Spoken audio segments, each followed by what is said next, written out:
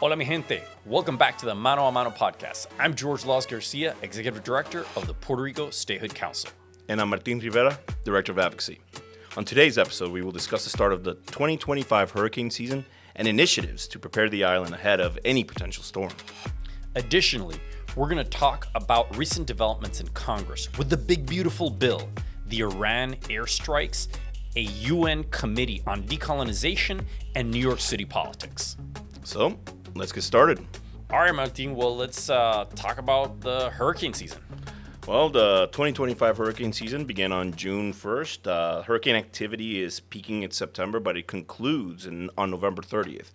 The National Oceanic and Atmospheric Administration, NOAA, is currently predicting above average hurricane season with a 60% chance of an above normal season. Wow. That means that right now they're expecting 13 to 19 total named storms. 6 to 10 of them are forecasted to become hurricanes. Yikes. And 3 to 5 of them are have the potential to become major hurricanes. Wow. So, that's really intense for Puerto Rico because we're obviously right there in the middle of the Caribbean, and any of those storms at any point could hit the island. Yeah, it's a matter of life and death. And again, it goes back to our issue as an unincorporated territory of the United States, that as an unincorporated territory, we have no representation in Congress. We have the inability to vote for president. So when storms like Hurricane Maria do occur, Puerto Rico has to rely on stateside members to advocate for their interests and needs in any federal legislation. And we've got to depend on a president who ultimately isn't accountable to voters on the island. And we've seen in the past how, again, when similar storms might strike, let's say, Puerto Rico and a state at the same time, how the needs of a state might be prioritized over the needs of the U.S. citizens in Puerto Rico solely because of the territory status. So that's why it's good to be aware, to be prepared, have your emergency supplies ready, and also the government of Puerto Rico and also the utilities of Puerto Rico have to prepare in case there's another major hurricane, such as Hurricane Maria, which shut down power for countless months on the island. Definitely. And I think one of the really great developments that we've had to address this issue of the power situation in Puerto Rico was news that came out last week that one of the major Jones Act carriers on the island, Crowley, announced that they have initiated transportation by a new ship called American Energy, which is the first U.S.-flagged LNG carrier to deliver U.S.-sourced LNG to Puerto Rico.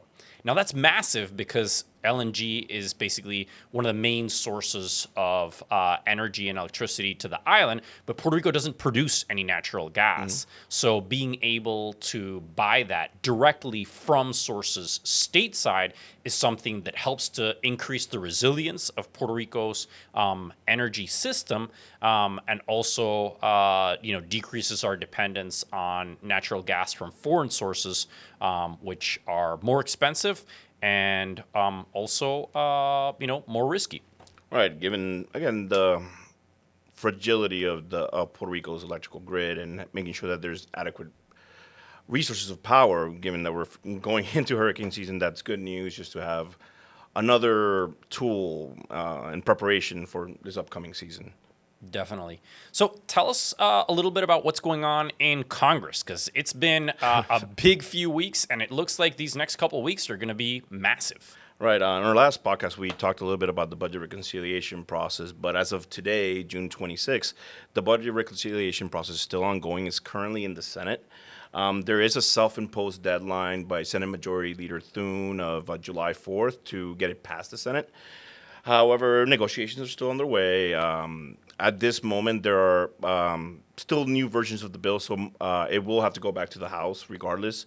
At the moment, Senate Majority Leader Thune can only look to lose about 3 votes. Wow. That's all he can afford. And there are already some divisions and also some roadblocks that have come up in recent days.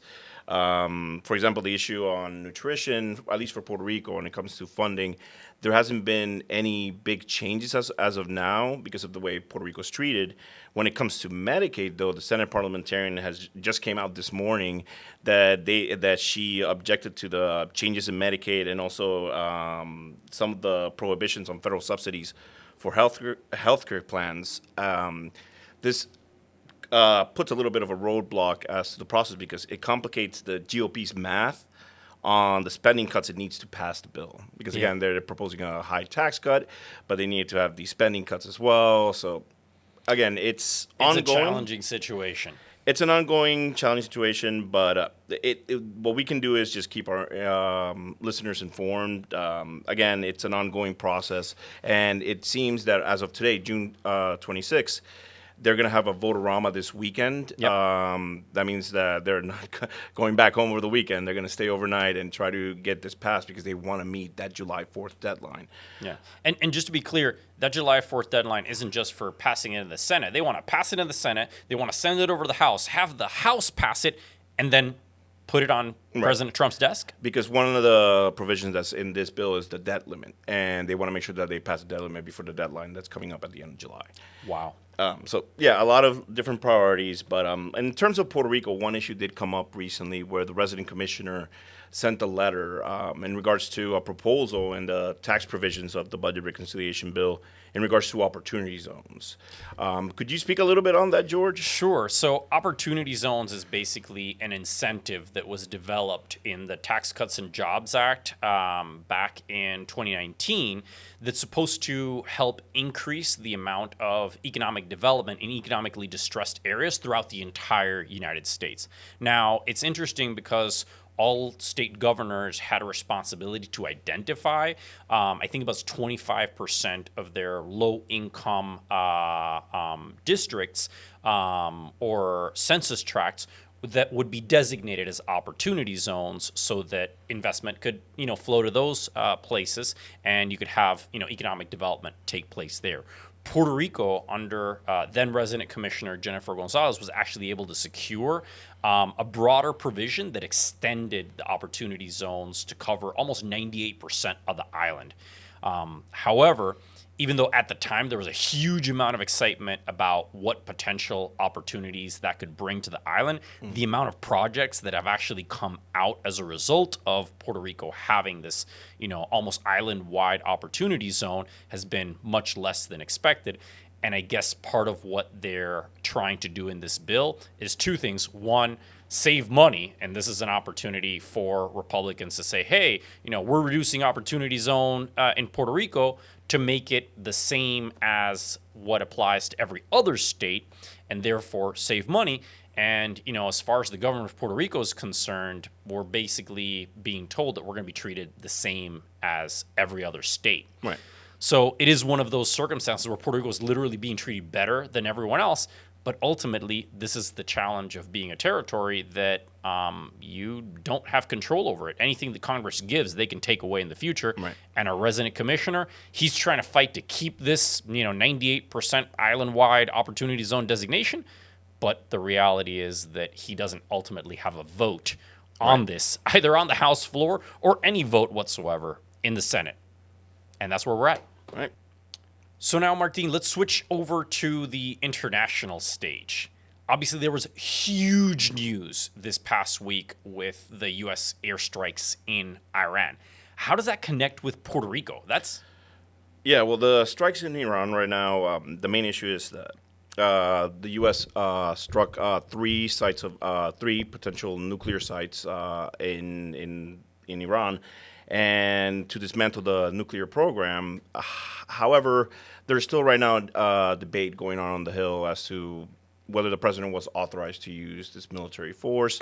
In other words, did he actually do an act of war or not, as far as the law is concerned? Because under the Constitution, doesn't Congress have the authority? Yeah, under the War Powers Act of 1973, the president can act under limited circumstances, under limited conflicts that don't amount constitutionally to what the term war entails. So right now, currently, while this debate is ongoing, what comes back to me as we were speaking about the inequality that we face, even when we're talking about the resident commissioner and him not having a vote, is that people forget that Puerto Ricans have served in every branch of the U.S. Armed Forces since the First World War. They are serving there right now.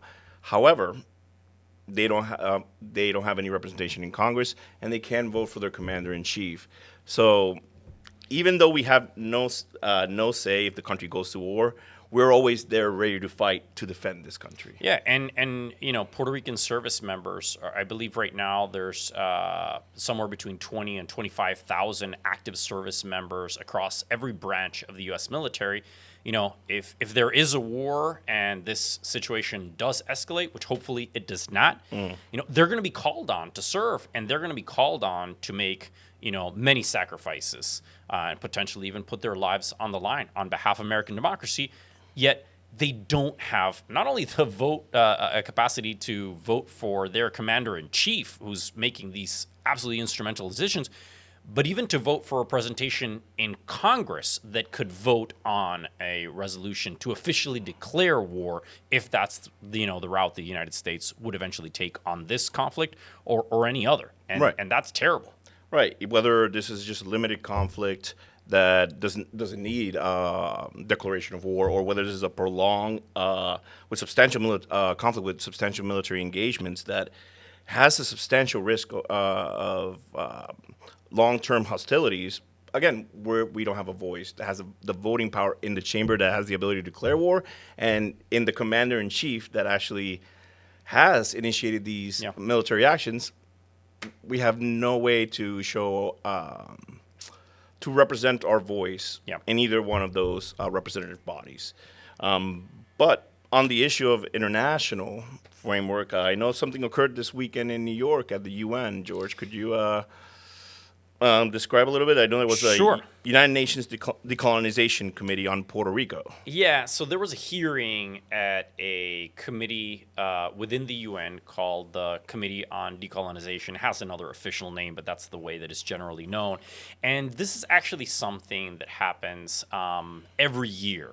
The committee basically opens up space for people from Puerto Rico and other interested stakeholders, usually Puerto Ricans that live stateside, to come and declare and make presentations in front of this special committee about why they believe that Puerto Rico's current territorial status is or isn't colonial and how that should be addressed. Now, the vast majority of the time, it has been individuals who support either independence for Puerto Rico or alternatives that have very little, if any, support on the island, like reunification with Spain, that have kind of held the main voice there. But in recent years, we have had pro-statehood advocates come on there and basically remind the UN and the rest of the world that the majority of voters on the island have been asked about this and that they ultimately support statehood. However, the reality is that this committee is basically pointless because at the end of the day, they may or may not pass an actual committee resolution. The last one that they actually passed was in 2023, so a few years ago. And even if it passes at the committee level, there has been no action whatsoever on this issue in the General Assembly or the National Security Council, which are the two kind of operant bodies within the UN that actually have a significant impact. So in reality, it's just a big show. Right. I like to call it the power of the finger wag, Yeah. if anything.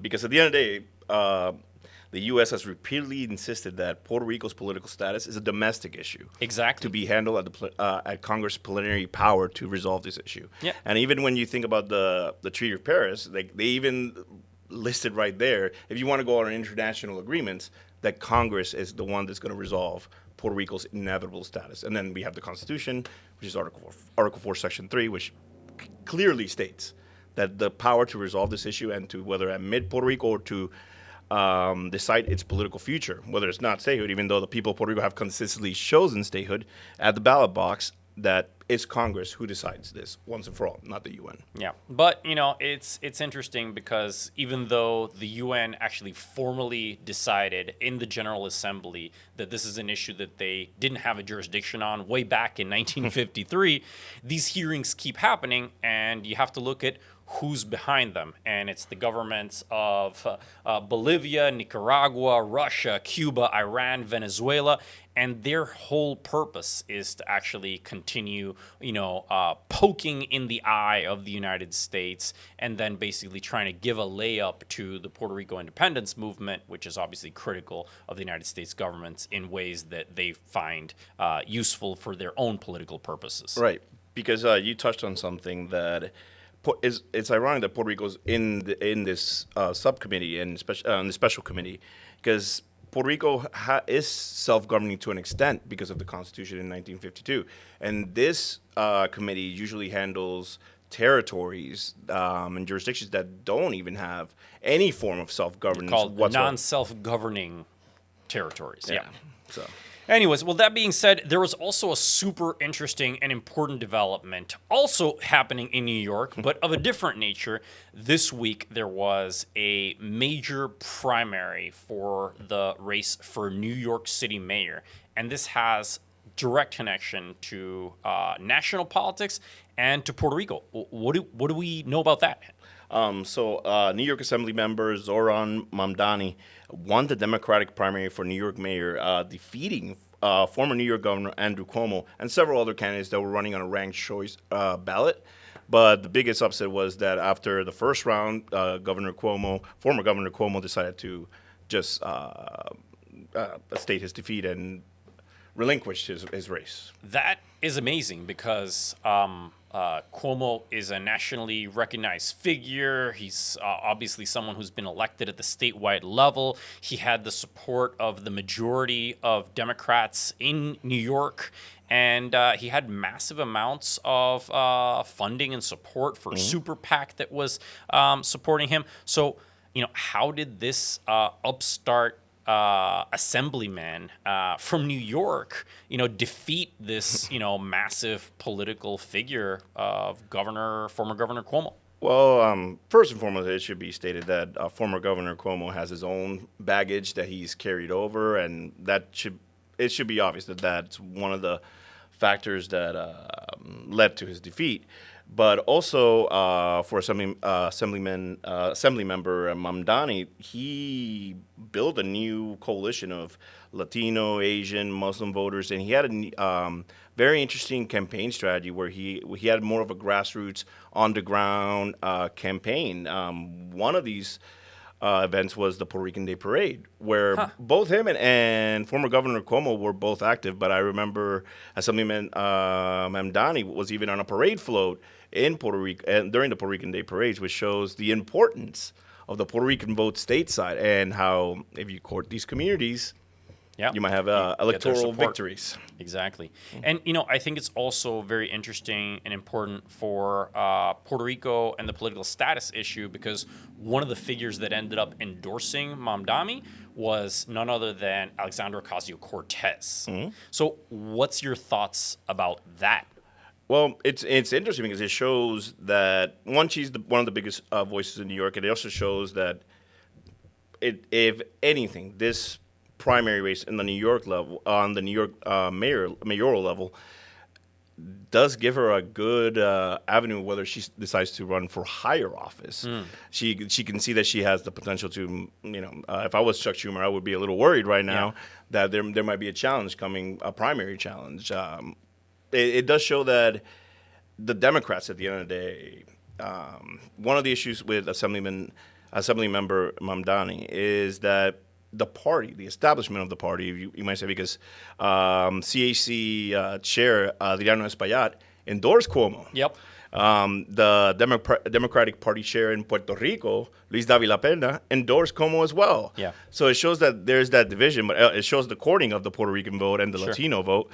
But it shows that there's a shift in the Democratic Party right now, that they don't want to be told this is the best candidate for you and that we know better as the party heads. That a lot of the things that Mamdani did was focus on cost of living issues, Yep.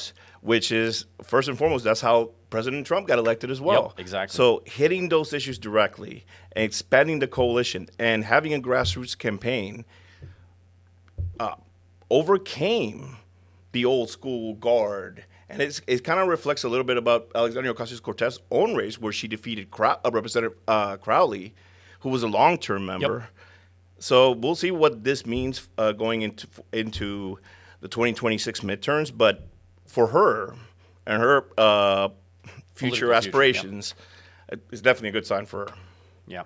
Well, we'll see how all of this plays out, but what's clear is that Puerto Rican voters stateside, they matter. And they care about the issue of resolving Puerto Rico's territory status. And all elected officials or individuals that are campaigning to be elected, they need to pay attention to those Puerto Rico statehood voters.